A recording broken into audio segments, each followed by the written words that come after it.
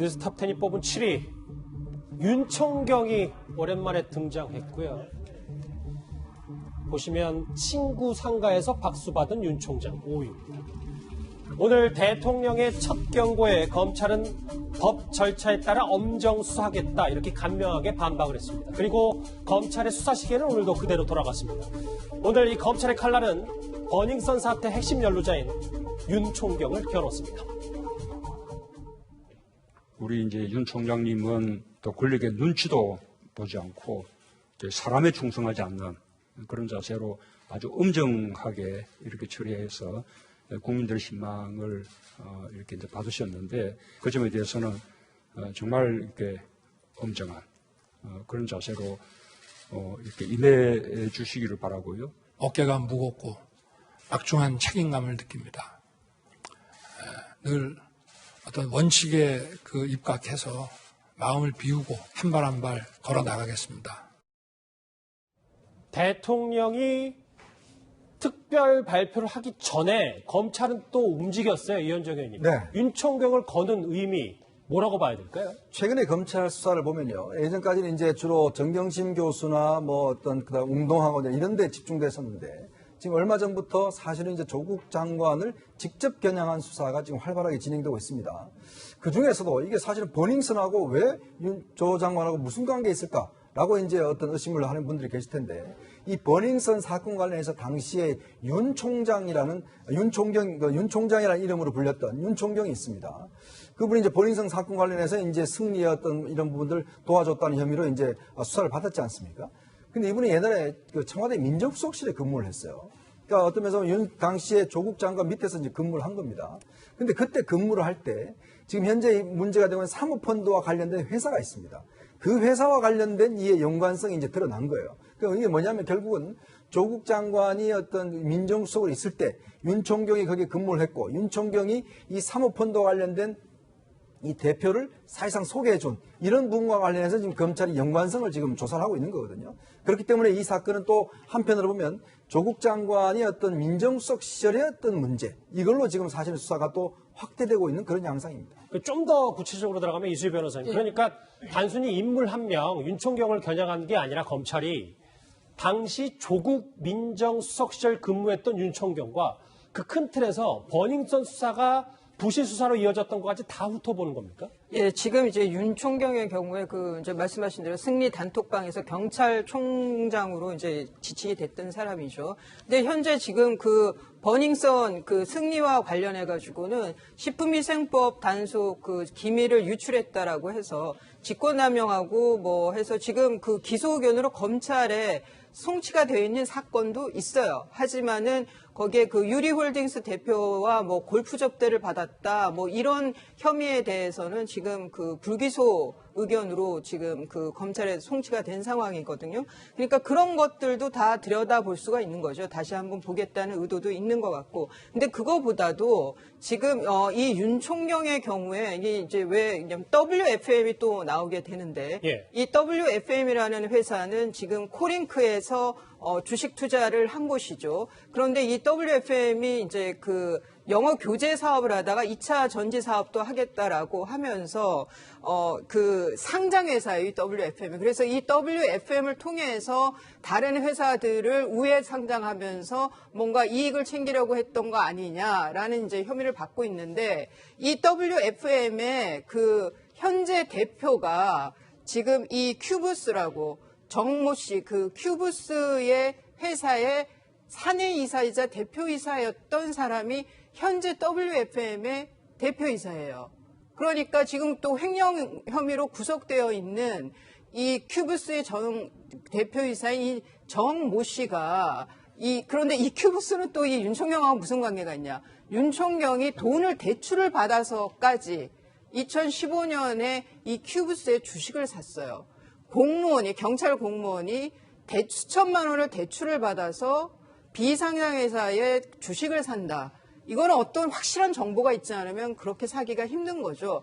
그러니까 윤 총경하고 큐브스의 정 대표라는 사람하고는 뭔가 굉장히 유착이 돼 있는 것 같고, 그런데 이 정모 씨가 지금 저 사진, 지금 저 화면에 나오는 저 사진이 2018년 5월에 지금 조국 장관은 민정수석실의 전체 회식 자리였다라고 하지만 예. 일부에서는 아니라고 하는 그 의혹도 있거든요. 그리고 저 사진을 찍어준 것이 큐브스의 정무대표라는 의견도 있지, 제보도 있어요. 그러면서 지금 이 오촌 조카를 이 윤 총경이 오촌 조카에게 자기하고 막역한 관계인 이 큐브스의 정 대표를 소개시켜 줬던 거 아니냐. 그러면서 큐브스와 WFM이 연관되게 됐던 거 아니냐라고 지금 추정하고 수사를 하고 있는 겁니다. 그래서 오늘 검찰이 경찰청 압수수색까지 했군요. 또한 검찰은요, 소환을 앞둔 이 조국 장관의 부인 정경심 교수가 사모펀드 투자에 깊숙이 관여했음을 의심케 하는 정황들을 계속해서 확보하고 있습니다.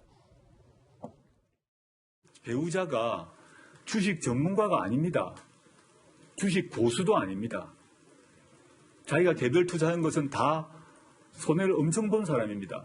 그러니까 맡겼겠죠. 사모펀드니 모르는 사람 입장에서 그 회사가 어디에 투자하는지 어떻게 알겠습니까? 일단 조국 장관의 발언은 저랬었는데 화면 같이 보시죠. 구장 차장. 네. 그런데 검찰이 이제 수사를 하면서 주식을 정말 모른다던 정경심 교수가 은어, 이른바 주식하는 사람들만, 고수들만 알 수 있는 단어를 썼다는 거예요. 그렇습니다. 이 김모 씨라고 한국투자증권 직원이 있지 않습니까? 그 동양대에서 이제 컴퓨터를 빼내왔던, 이 어떻게 보면 이제 그 재산 관리를 해왔던 직원인데, 이 직원과 문자를 주고받으면서 이렇게 메자닌이라는 이 용어를 썼다는 겁니다. 메자닌 혹시 뭐 앵커는 어떤 용어인지 아세요? 저 처음 들었어요. 네. 이게 이제 일반 사람들은 이제 잘 모르는 용어인데, 이 투자 위험이 이제 낮은 것이 채권이고 주식은 좀 투자 위험이 좀 높다라고 하는데, 예. 이 채권과 주식의 어떤 중간 정도 되는 이 전환사채에 이 투자하는 이런 투자 기법을 이 메자닌이라고 한다고 합니다. 그런데 이 메자닌이라는 용어를 이 정경심 교수가 문자 메시지로 쓴 걸로 봐서는 상당한 어떤 주식 투자야 또는 이 사모펀드 투자에 대한 조예가 깊었던 거 아니냐, 이런 이제 정황 증거가 될 수 있다, 이런 보도가 나오고 있습니다. 그러니까 어쨌든 정경심 교수가 사모펀드든 주식이든 어떤 자산 관리에 대해서는 많은 관심이 있었다는 게 조금씩 드러나고 있는 거네요. 그렇습니다. 그러니까 이제 용어를 그 직원에게 사용할 만큼 상당한 지식이 축적이 돼 있었던 거 아니냐. 그에 반해서 조국 장관은 이 부인의 주식에 대해서 전혀 모른다라고 해명을 했는데, 그 해명이 거짓일 가능성을 보여주는 하나의 이제 정황 증거다, 이렇게 볼 수 있을 것 같습니다. 오늘 윤석열 총장은 뭐 수사 시계는 그대로 움직였고, 어제 공식 발언에서 그제였죠. 수사는 절차대로 진행되고 있다고 말했지만 현재로선 윤석열 총장 청와대와 여당에 맞서는 외로운 상황이 된 건 분명해 보입니다. 화면 보시면 조국 장관 가족 수사에 대한 여론조사 결과가 나왔습니다. 조세미 기자. 네.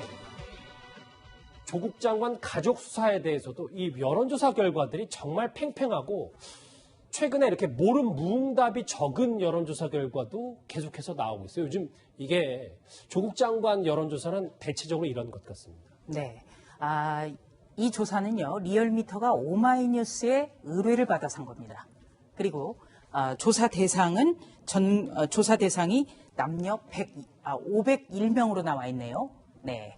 그런데 저는 여론조사 결과를요, 참고 자료로서 좀 존중하는 편입니다. 그런데 답변이 적절하냐 과도하냐 이렇게 돼 있어요. 저 이런 문항 좀 처음 보거든요. 질문 문항이 조금 부적절하다는 말씀이십니까? 왜냐하면 적절하냐 부적절하냐, 모름 무응답 이런 건 가능한데 적절하냐 과도하냐, 이게 어디에 그러면 방점이 찍혀 있는가, 이거는 조금 생각해 볼 여지가 있습니다. 그렇기 때문에 우리가 어떤 질문 방식이라든지 아니면 조사 기관이라든지 이런 데에 대해서 자꾸 의구심을 갖는 것 같습니다. 한 가지 또 유의해서 보실 것이요. 예. 이번 조사의 응답률은 6.2%입니다.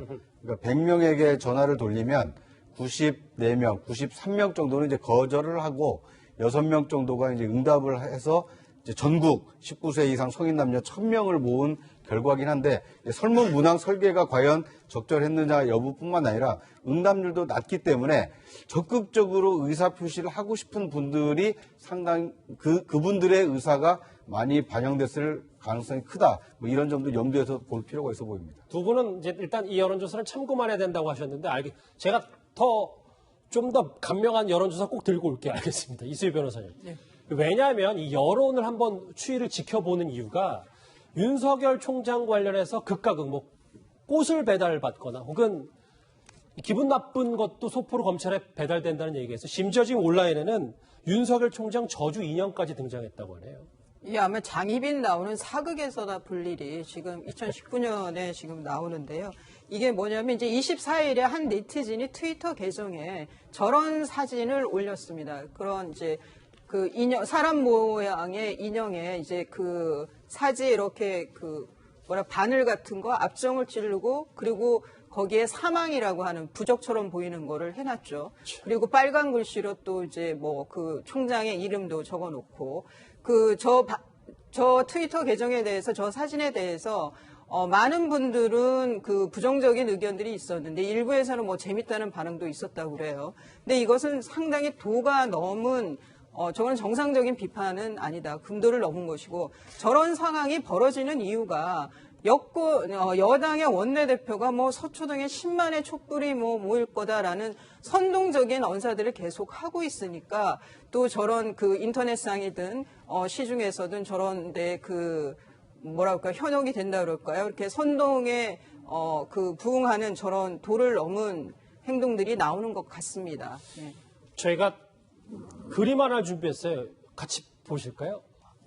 보도 내용인데 저희가 뭐 영상을 찍은 게 아니기 때문에 485 재구성을 해봤습니다.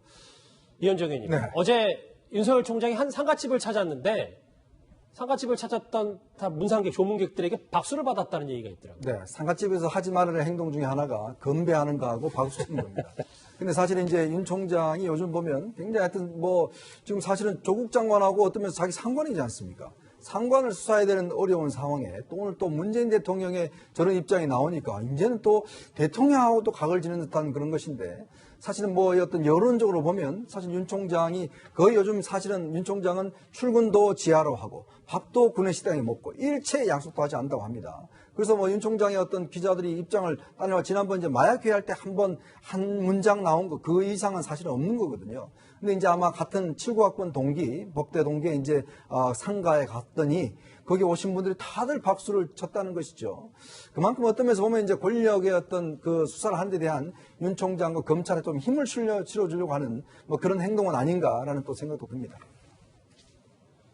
저희 여론조사 결과 잠깐 다시 봤고요. 조수진 부장. 그런데 그 얘기를 좀 해봐야 될 것 같아요. 그러니까 윤석열 총장은 분명히 이제 문 대통령의 오늘 메시지를 듣고 어떤 생각을 하고 있을지 정말 노골적으로 수사 방해라. 물론 뭐 그런 입장을 밝히지 않고 엄정히 수사하겠다고 했지만 이거를 노골적 수사 방해 메시지로 윤 총장은 받아들일까요? 우선 윤 총장은 지금 원칙대로 수사를 해나가야죠. 윤 총장이 지금 계속해서 강조한 게 헌법 정신입니다. 헌법 정신이 뭡니까? 우리 헌법 전문에 나와 있는 불의에 타협하지 않고 가는 겁니다. 그래서 윤석열 총장이 기자들이나 외부 자리에서 항상 강조하는 게 헌법 정신이거든요. 그리고 아마 윤석열 총장은 임명장을 받을 때 대통령이 했던 말, 산 권력에서라도 엄정히 수사해야 된다라는 말을 믿고 싶을 것 같습니다. 그리고 윤석열 검찰총장은 대검 중수부의 연구 검사 때부터 송광수 전 검찰총장이라든지 김종빈 전 검찰총장이 어떻게 산 권력에 맞서고 또 외풍을 견뎌냈는지를 누구보다도 지켜봤던 사람이거든요. 그렇기 때문에 계속 뚜벅뚜벅 갈 것 같습니다. 저 자막에 보시면 조수진 부장 하나 더요. 어제 그 외압 전화 논란 있잖아요. 당시 월요일 당시에 윤석열 총장은 이 자체도 아예 보고를 받지 않은 것 같더라고요. 네, 한 보도에서 그렇게 나왔죠. 예. 총장이 대정부 질문을 지켜봤겠죠. 총장 집무실에서 TV로 대정부 질문을 보다가 주광덕 의원이 질의를 해서 알게 된 사실. 그러니까 압수수색 과정에서 검사와 법무부 장관이 통화를 한 사실을 알고 사실관계를 파악해보라 이렇게 지시했다는 보도가 있었습니다. 이것만 본다면 현장에 나가 있던 검사가 이른바 정보보고를 하지 않았다는 거죠. 네. 그런데 과연 이런 일이 가능할까? 전 좀 의아해요. 왜냐하면 검사라든지 기자도 마찬가지고 어떤 자기가 취재 환경에서 있었던 아주 굵직한 일, 어떻게 보면은 취재나 수사에 방해를 받을 수 있는 사안에 대해서는 위에다 보고를 하는 게 그 원칙인데 과연 윤석열 총장이 몰랐을까? 저는 그 부분에 대해서 좀 의문을 갖습니다. 그러니까 지금 보면 조수진 부장은 검찰 관계자 얘기 한번 볼까요? 그러니까 조 장관과 통화 사실 검찰 수사팀장이 사실을 보고 받았을 거라는 생각이신데 일단 검찰 관계자는 워낙 황당한 일이어서 보고하지 않은 것 같다라고 일단 공식적인 입장은 저렇게 밝혔어요. 네, 왜냐면요. 예. 이렇게 된다면 주광덕 의원 같은 경우에는 윤석열 검찰총장이 모르는 것까지 야당 의원이 알게 되잖아요. 먼저 알았다는 거잖아요. 그것도 좀 이해가 되지 않습니다. 구장 차장. 그런데 네. 하나 질문을 더 드릴게요. 네.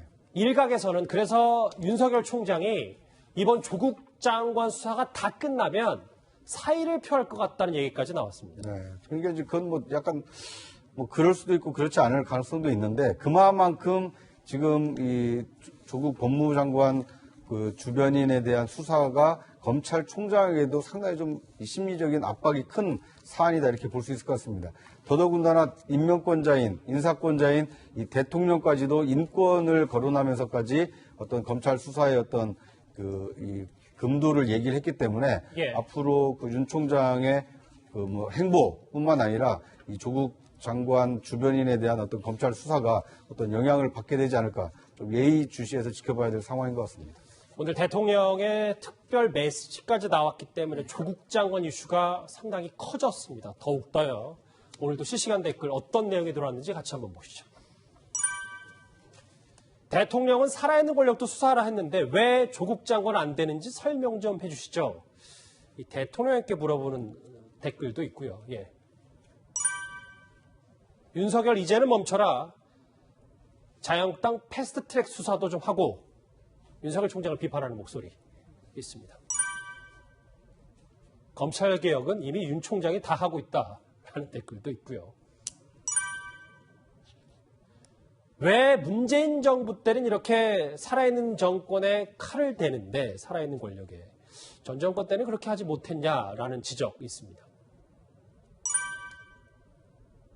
청와대는 검찰 개혁이 아니라 검찰 개악을 하고 싶은 거겠지. 저희가 뭐 일부러 그런 건 아니고 퐁당퐁당 이렇게 윤석열 총장을 지지하는 의견과 그리고 조국 장관을 응원하는 댓글들이 엇갈리고 있습니다.